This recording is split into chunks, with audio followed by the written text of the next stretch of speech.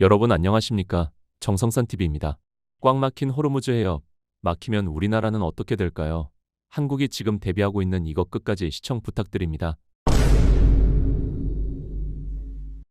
정성산 TV 좋아요, 구독, 알림은 큰 힘이 되겠습니다. 중동 사태에 전 세계에 눈이 쏠리는 곳, 세계 최대의 에너지 관문, 이란이 관리하는 호르무즈 해협입니다. 유조선 운행 통행 추적 밀도를 보면 그 중요성을 더 잘 알 수 있는데요. 석유도 문제지만 우리 일상에 파급력이 더 큰 문제가 있습니다. 천연가스, 바로 LNG 수급 문제입니다.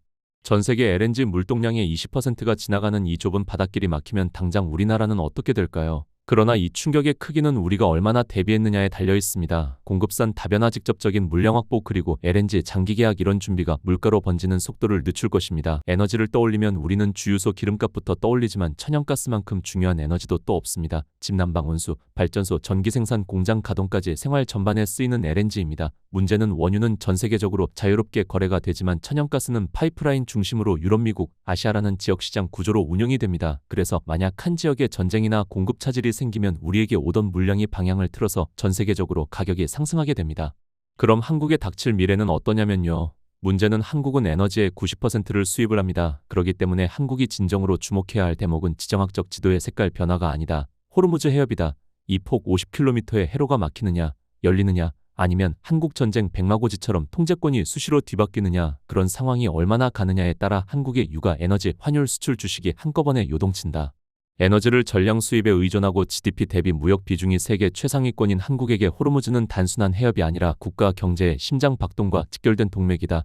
미국 에너지정보청에 따르면 2024년 기준 호르무즈 해협을 통과하는 원유 및 석유 제품의 하루 물동량은 약 2천만 배럴로 전 세계 석유 소비의 약 20%, 전 세계 해상 석유 교역량의 4분의 1 이상에 해당한다.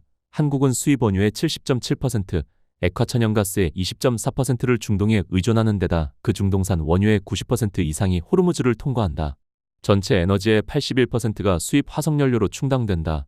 주목할 점은 한국이 2024년 미국산 원유 수입을 역대 최고 수준으로 끌어올리며 에너지 다변화에 나섰음에도 물리적 수송로의 한계 때문에 호르무즈 의존이라는 구조적 취약성은 해소되지 않는다는 것이다. 이란 혁명수비대 총사령관 고문 이브라임 자바리는 국영 매체를 통해 호르무즈 해협은 봉쇄됐다며 통과하려는 선박을 불태울 것이라고 선언했다. 이는 미국, 이스라엘의 이란 공습에 대한 즉각적 보복 조치였다. 현재 이란은 중국, 러시아 선적 선박에 대해서만 통항을 허용하는 사실상의 선별 봉쇄를 실시 중이다. 스팀슨 센터의 에너지 전략가 우무드 쇼크리는 공식적 봉쇄가 아니더라도 선박 납포, 드론 위협, 전자 교란, 보험료 폭등을 통한 소프트 클로저만으로도 선언된 봉쇄와 동일한 경제적 충격이 가능하다라고 분석한다. 미국 해사청은 호르무즈 페르시아만 오만만 아라비아에 항행주의보를 발령했고 영국 해상무역운영센터도 해양 환경이 고도로 불안정하다라고 경고했다. 이미 3월 1일 수백 척의 원유 LNG 운반선이 해협 밖에 닻을 내렸고 세 척의 탱커가 피격으로 피해를 입었다는 외신 보도도 나왔다. 사태 직후 코스피가 큰 폭의 급락세를 보인 가운데 LNG 동부가 가격 지표는 하루 만에 40% 급등했다. 브렌트유는 배럴당 83.5달러, WTI는 77.2달러로 공습 이전 대비 10% 이상 오른 수준에서 거래되고 있다. 이란이 중러 선박만 허용하는 현재 구도는 단순한 군사적 봉쇄가 아니라 진영 전쟁의 성격을 띈다. 한국이 미국 동맹국으로서 에너지 루트를 확보하려면 미국의 해군력이 해협을 실질적으로 통제하는 것이 선결 조건이다. 이는 한미동맹의 강도가 곧 에너지 안보의 강도임을 의미한다. 에너지 가격 급등의 충격은 사회 계층 간에 결코 균등하게 분배되지 않는다. 3월 5일 기준 전국 휘발유 평균 가격은 리터당 1,800원을 돌파했다. 2022년 러시아 우크라이나 전쟁 이후 최고치다. 차량 유지비, 난방비, 대중교통 요금, 생필품 물가가 동시에 오르는 구조에서 피해는 소득 대비 에너지 지출 비중이 높은 저소득층과 영세 자영업자에게 집중된다. 반면 자산 보유자들은 고유가 국면에서 에너지 방산주 상승, 달러 자산 가치 상승으로 오히려 수혜를 본다.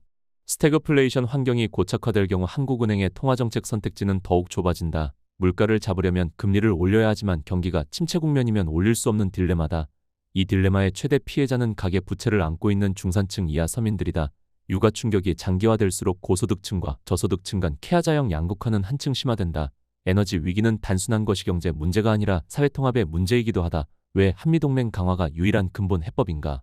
호르무즈 리스크에 대한 한국의 단기 대응 수단은 분명히 존재한다. 정부 민간 합산 전략 비축률은 190일에서 200일 수준으로 IEA 권고 기준 90일 이상을 크게 상회하는 세계 최고 수준이다. 금융당국은 100조 원 이상의 시장 안정 프로그램을 즉각 가동할 수 있다고 밝혔다. 그러나 여기에 비축유의 역설이 있다. 물리적 물량은 있어도 호르무즈 봉쇄 장기화 시 대체 도입선 확보 자체가 막히면 비축유 방출만으로는 산업 가동률 유지가 불가능하다. 비축유는 시간을 버는 수단이지 구조적 해법이 아니다.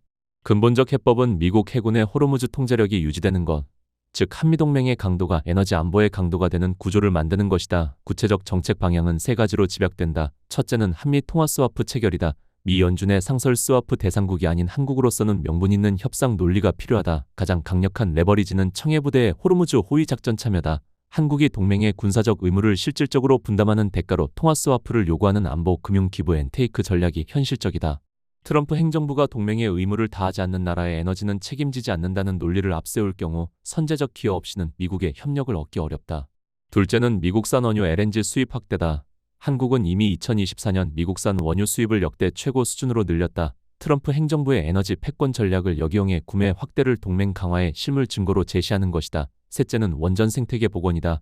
호르무즈 봉쇄가 반복될 때마다 한국 경제가 이처럼 흔들리는 근본 이유는 화석연료 수입 의존에서 벗어나지 못했기 때문이다. 중동발 위기로부터 자유로워지는 진정한 에너지 주권 확보는 원전 확대를 통한 전력 자립도 향상 없이는 불가능하다.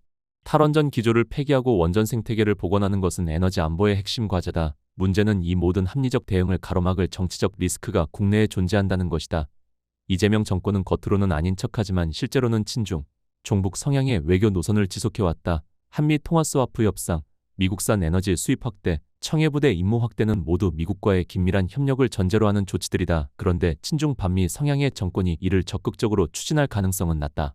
일각에서는 중국과의 경제협력을 유지하면서 에너지 위기를 중립적으로 관리하면 된다는 시각도 있다. 그러나 현실은 이미 이란이 중러 선박에만 통항을 허용하는 진영 분리 구도를 선택했다는 것이다. 현 정권의 전략적 모호성은 미국으로부터는 신뢰 부족 신호를, 이란으로부터는 실익 없는 상대라는 냉대를 동시에 받는 최악의 결과를 낳을 수 있다. 더구나 트럼프 행정부의 고립주의 기류 속에서 동맹의 의무를 다하지 않는 나라의 에너지는 책임지지 않는다는 논리가 현실화할 경우 한미동맹이 약화된 상태에서 한국은 통화 스와프도 에너지 공급 우선순위도 얻기 어렵다. 외교 노선의 선택이 국민의 난방비와 기름값에 직결되는 구조가 이미 현실화했다. 호르무즈 사태가 장기화할수록 이재명 정권의 외교 노선이 한국 경제에 미치는 구조적 비용은 더욱 가시화될 것이다. 그 비용을 고스란히 떠안는 것은 서민들이다. 한국이 일본, 대만보다 앞선 이유는 위기가 오면 시장에서 웃돈을 주고 물량을 사는 나라와 이제 자기 물량을 확보해 둔 나라는 충격의 크기가 다릅니다. 일본과 대만 사례는 지분과 계약 중심의 방어형 모델인데요. 우리는 여기에 더해서 자원 탐사부터 실제 도입까지 전 과정을 직접 연결하는 밸류체인을 완성했습니다. 석유 한 방울 나지 않는 나라 대한민국 최초로 해외에서 자원을 개발해야겠다는 생각은 1983년 시작됐습니다. 최종현 SK 연대회장이 인도네시아 카리문 광구에 투자하면서 국내 민간 기업 최초 해외 자원 개발의 문을 열었는데요. 이후 SK는 북예멘, 베트남, 페루 등 탐사 개발 생산 경험을 축적했습니다. SK이노베이션의 에너지 자원개발 자회사 SK어스오는 중국 1703 광구에서 탐사부터 선적까지 독자 성공 사례를 만들기도 했습니다. 이런 경험이 쌓여서 원유개발 중심에서 LNG까지 확장됐습니다. SK는 6개국 14개 광구에서 탐사 개발 생산 글로벌 세계 LNG 프로젝트에서 일평균 5만 7천 배럴의 원유 및 천연가스를 생산하고 있습니다. 또 SK이노베이션은 2024년 SKENS와 합병 이후 석유, 화학, LNG, 전력 등 포트폴리오를 갖춘 아시아 태평양 최대 민간 에너지 기업으로 에너지 확보에 노력하고 있다고 합니다. 이는 대외 변수에 흔들리지 않는 공급 안정성 강화 전략입니다. 지정학전인 불안 AI발 전력 수요 급증은 에너지 가격 상승으로 번지고 중국에는 물가로 이어집니다. 그러나 이 충격의 크기는 우리가 얼마나 대비했느냐에 달려 있습니다. 공급산 다변화, 직접적인 물량 확보, 그리고 LNG 장기 계약, 이런 준비가 물가로 번지는 속도를 늦출 것입니다. 꽉 막힌 호르무즈 해역, 막히면 한국은 지금 자원 확보가 절실한 시기입니다. 석유도 문제지만 우리 일상에 파급력이 있기에 천연가스, 바로 LNG가 핵심입니다. 요즘 같은 시기에 꼭 필요한 정보이니 많은 공유 부탁드립니다.